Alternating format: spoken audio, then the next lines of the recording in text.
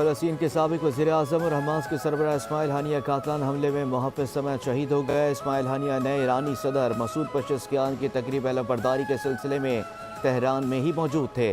انہیں رہائش گاہ پر نشانہ بنایا گیا۔ مزاحمتی تنظیم حماس کا بدلہ لینے کا اعلان۔ کہنا ہے کہ اسماعیل ہانیہ کو یہودی ایجنٹس نے نشانہ بنایا۔ حملہ بزدلانہ کارروائی ہے۔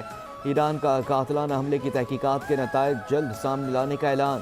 اسرائیلی فوج کا شہادت پر تبصرے سے انکار۔ کہنا ہے کہ غیر ملکی میڈیا رپورٹس کا جواب نہیں دیتے۔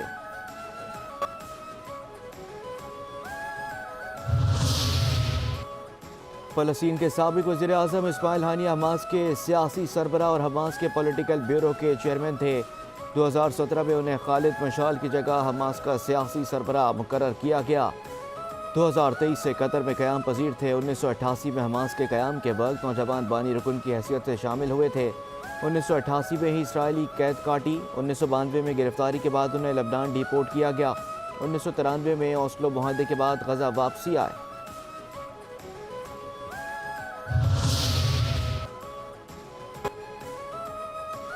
عید کے روز غزہ میں اسرائیل کے حملوں میں اسماعیل ہانیہ کے 3 بیٹے اور 3 پوتے اور ننھی پوتی شہید کر دی گئی تھی۔ اسرائیلی جہازوں نے شمال مغربی غزہ کے شاہتی مہاجر کیمپ میں اسماعیل ہانیہ کے بیٹوں کی گاڑی کو نشانہ بنایا تھا۔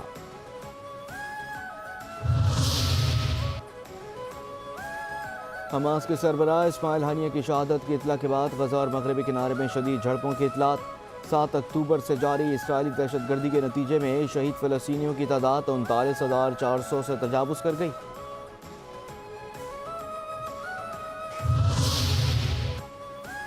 اسرائیل کا بیروت پر فضائی حملہ۔ حزب اللہ کے سب سے سینئر کمانڈر فواد شکر کو شہید کر دیا گیا۔ اسرائیل نے گولان ہائٹس پر حملے کا ذمہ دار حزب اللہ کو قرار دیا تھا۔ حزب اللہ کا گولان ہائٹس پر حملے میں ملوث ہونے سے انکار۔ مولانا فضل الرحمان کا اسماعیل ہانیہ کی شہادت پر گہرے دکھ اور افسوس کا اظہار۔ اسرائیلی جارحیت کے خلاف جمعے کو ملک گیر احتجاج کا اعلان۔ کہتے ہیں کہ اسماعیل ہانیہ کی شہادت سے فلسطین کی آزادی کی تاریخ ختم نہیں ہوگی۔ سابق فلسطینی وزیر اعظم اور ان کے خاندان کی قربانیاں رائے گاہ نہیں جائیں گی۔ اسماعیل ہانیہ کی خدمات کے اعتراف میں اسمبلیوں میں قرارداد پیش کریں گے۔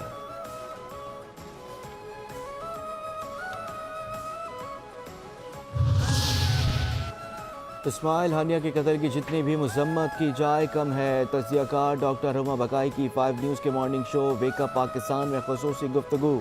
کہتی ہیں کہ اسماعیل ایران نے تحرین میں حملہ کر کے امریکہ کو بھی فلسطینی جنگ کا حصہ بنانے کی کوشش کی۔ کراچی کی فضاؤں پر صبح سویرے سے کالے بادلوں کا راج۔ آج بھی بارش کا امکان۔ بارش کا سسٹم سندھ سے باہر نکل چکا ہے۔ کراچی میں آج ہلکی بارش متوقع ہے۔ چیف میٹرولوجسٹ سردار سرفراز کی 5 نیوز کے morning show wake up Pakistan میں خصوصی گفتگو۔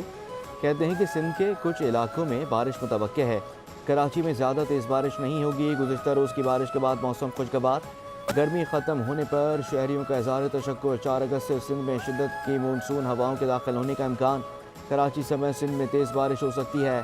گزشتہ روز سب سے زیادہ بارش گڈاپ میں ریکارڈ کی گئی۔ شہر کی سڑکوں پر پانی جمع ہونے کے باعث ٹریفک کی روانی متاثر رہی۔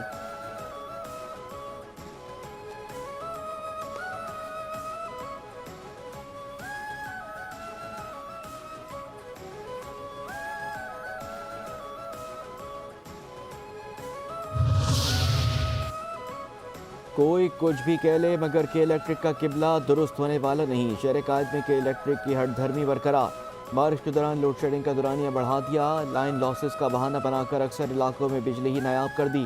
متاثرین کے الیکٹرک کہتے ہیں کہ جب بجلی ہے ہی نہیں تو اتنے بل کیسے آ جاتے ہیں۔ اعلیٰ حکام زبانی جمع خرچ کے بجائے مسئلہ حل کریں۔ ہمیں باتیں نہیں بجلی چاہیے۔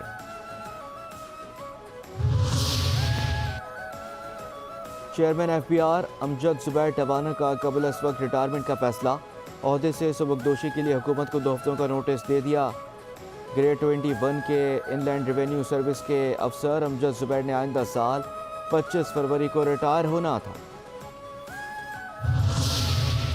ضلع خیبر میں پولیس ناکے پر دہشت گردوں کے حملے میں 2 پولیس اہلکاروں سمیت 3 افراد شہید ہو گئے۔ حملے کی اطلاع ملتے ہی پولیس کی بھاری نفری جائے وقوع پر پہنچ گئی۔ دہشت گرد فرار، سیکیورٹی ہائی الرٹ۔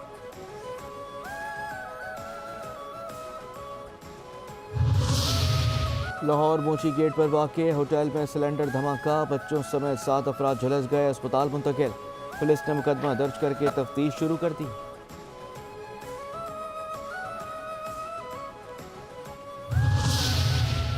اور اسٹیج، ٹی وی اور فلم کے نامور اداکار سردار کمال انتقال کر گئے۔ سردار کمال کو دل کا دورہ پڑا جو جان لیوا ثابت ہوا۔ سردار کمال نے 30 سے زائد فلموں میں بطور کامیڈین کام کیا۔ سردار کمال نے ان گنت اسٹیج ڈراموں میں بھی مسکراہٹیں بکھیری۔